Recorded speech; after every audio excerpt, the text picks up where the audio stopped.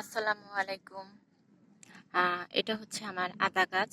এটা আমি প্রায় ১ মাস আগে লাগিয়েছিলাম। তো আলহামদুলিল্লাহ। আমি পরবর্তীতে আরো অন্য বালতির মধ্যে মাটি সংগ্রহ করে গাছগুলোকে আলাদা করে নিব। এখানে অনেকগুলো এই যে এখান থেকে আমি আগাছা পরিষ্কার করেছি। আগাছাগুলো হচ্ছে এই যে কতগুলা, অনেকগুলো। আর প্রচুর আগাছা হয়। আমি কিছুদিন পর পর পরিষ্কার করলে আবার দেখা যায় যে আবার হয়ে যায়, এই আর কি। তো চেষ্টা করি পরিষ্কার করতে। আর বেশ কিছুদিন ধরে বৃষ্টি হচ্ছে না বলে মাটি খুব শক্ত, আর পানি আমি রেগুলার দিতে পারি না।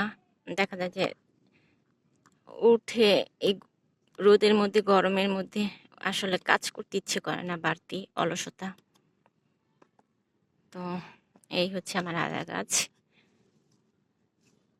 তো আচ্ছা, এ পর্যন্তই। আসসালামু আলাইকুম।